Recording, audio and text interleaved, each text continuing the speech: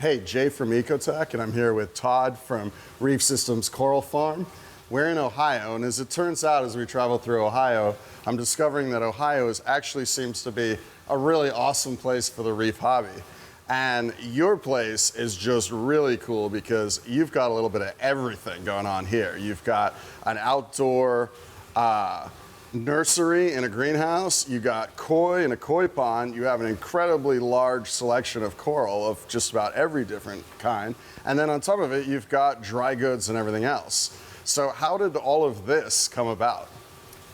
I was in college with my wife now, and I just happened to go in a fish store. I'm not even sure why we were there, probably for like looking at puppies or something, I have no idea. And I saw a fish tank. I got a freshwater tank. I had it for like 3 months. I put it in my wife's dorm at that time. And then we ended up moving out of there. And then 3 months later, I got a brackish tank. So I had like, man, I even forget the names, scats, some puffer, figure 8 puffers. I had a bunch of different oddball things because I would travel everywhere looking for them and nobody carried them. Had that for 3 months, and then I walked back in the store, and I mean, I'm not gonna say how long ago this was, but it was pretty long ago. Literally, it was a condylactous anemone, that's what I saw. Oh, really? Yeah, condi from Florida. Started it all. And I saw it, and I was like, what in the hell is that thing? You know, and like, it was moving around and stuff, and then they put some food in it, and it fed, and I was like, this is freaking amazing. So I tore that brackish tank down and set up my first reef tank. And then, as things progressed, like, I got to the point where I was exceeding like everybody else and what I was doing it very simple. Had one major crash. I had a sand bed in my tank, had it up for a year. Literally, I'm cutting corals up and I pull a rock up to make room for more of the corals that I was selling to like the local fish shops. And I lost everything. I developed hydrogen sulfide, I lost it all. That's when the bare bottom started for me. And that was a hard thing. Nowadays, like, it's like mixed. People don't know, but there's a reason why it's gained so much traction, because it takes a lot of hassles out of the hobby when you don't have to worry about crashing your tank. But then that's when I started putting all my money into. I almost didn't get back in the hobby, man. Like, I almost was like, I took all my wife's money, all her mom's money, and like they were just feeding me, and they're like, this is amazing. Like, look at this stuff growing. Look, and then they're telling everybody about it. It was like pretty exhilarating. And then to lose everything just by picking a rock up, that was it. And so I invested all my money into books. Back then, you couldn't even get books. Yeah, I mean, what time frame are we talking about here? Because this is quite a while ago. A few years after I was in it, maybe quite more than a few years, the Modern Reef Aquarium Volume 1 came out. That was like, literally everybody said it was the Bible. There's no doubt that Charles Delbeek and Julian Sprung, like, that's the book. And then, so I invested in that, but I had books before then that I was actually having reprinted from Europe. So like, I found this company, looked up these authors, went to the library. I mean, dude, it's bad. So I looked at the library, and then I started getting this company to reprint stuff. So there's a wall in my house full of books. I haven't bought a book in like so long, because those books at the beginning, they were really not trying to sell anything. They were literally focused on the hobby and what it's about. And so once I started reading that stuff, like, I realized that I wanted to control everything. You know, I wanted to grow stuff that was myself. I dealt with disease, parasites, always, and everybody always said it was my fault when I finally figured out it was all these other things. So that's the biggest thing we do here, is control disease and parasites by growing everything. And having control over the systems. Like, we don't really have to worry about, hey, why did I lose that coral? I just got it in. Like, what's the problem? Like, if we start losing something in here, it's a serious issue, and we have to figure out what it is. But when you lose something that you just bought from somebody and it was wild, now you put it in your tank, and now you start losing all your other prized possessions. That's a big deal. That gets people out of the hobby so fast. So where did the transition take place between, you're studying, you had your tank, you were growing coral, and I mean, we're going, what, 15, 20 years back at this point, right? More than that. But basically what happened was, I had so much stuff at my house. A lot of hobbyists do this. They set a frag tank up.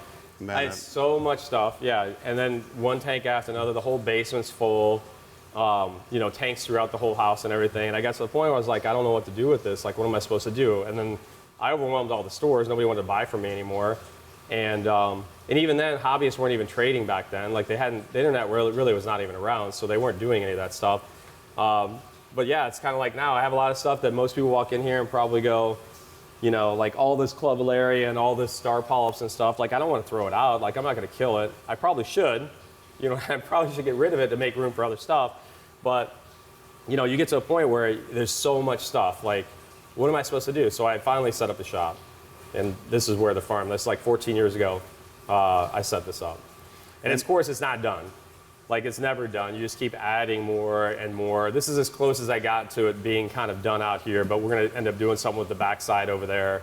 That's all for my koi over on that side. We breed koi and stuff, like you mentioned before. So we may end up building another greenhouse and moving all the koi out there and doing like a shipping area. And that's the coolest part about being out here in the wintertime, the snowing outside. And snowing outside it's and then a reef inside. Yeah, everybody's wearing shorts. Most of the employees still wear shorts in the wintertime because you come out here. I mean, it has to be really cold and overcast for it not to be, you know, it's going to be 80 because of the heat, you know, but because we have furnaces all over the place. But that sun comes out and then next thing you know, it's like 110 out here. And it's like 0 degrees outside. It's pretty sweet. One of the things I love about the store, and if you happen to stop by, and I shouldn't just say store because you got, just like you said, it's a lot like your hobby at the beginning. You seem to have grown and grown and grown and grown, and it's just like everything is cooler or even larger than the last thing. You mentioned it earlier. I'm still a hobbyist because you mentioned earlier before the camera was on that I'm a hoarder. Like a coral hoarder. A coral hoarder. I mean, I got a lot of corals that, like, people come in and they're like, everything's for sale. And I'm like, no, unfortunately, I've had that for like 20 years, and that's the main mother piece, so I don't want to get rid of it. And yeah, when you get a coral that you've had for 10 years, like how many people have a coral for 10 years? They don't want to sell it. I'll frag from it. I have no problem cutting it up. I'll cut it up in front of you. I don't want to do that, but because there's a slight risk. You know, I'd rather cut it up and have you come back. But yeah, I'm still a hoarder, for sure. But having said that, though, what's really cool looking around the store, I mean, with the coral, is you actually have pretty reasonable sized colonies as well. Not just, you have frags, but then you have colonies, and then you have your mother colonies.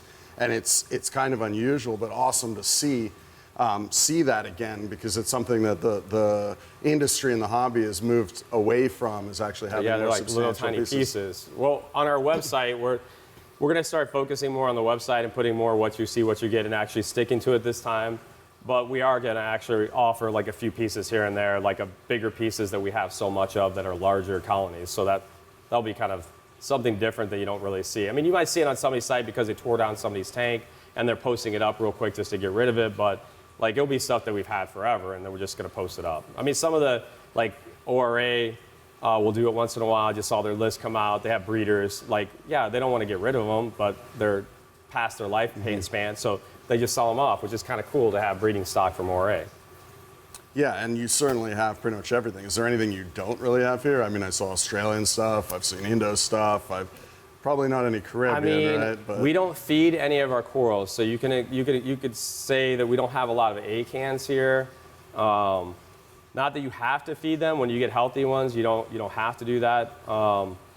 Really, we have just about everything. I mean, there's no doubt that we're more heavily stocked in SPS, because once you have clean animals, like I can't even tell you the last time I brought in wild acros. I'm just not going to bring it in my facility unless I have something away from everything, and then I quarantine it. So we have a little Pico tank on the counter. It's a 24-gallon like aquatop tank, and then there's a 25-gallon there.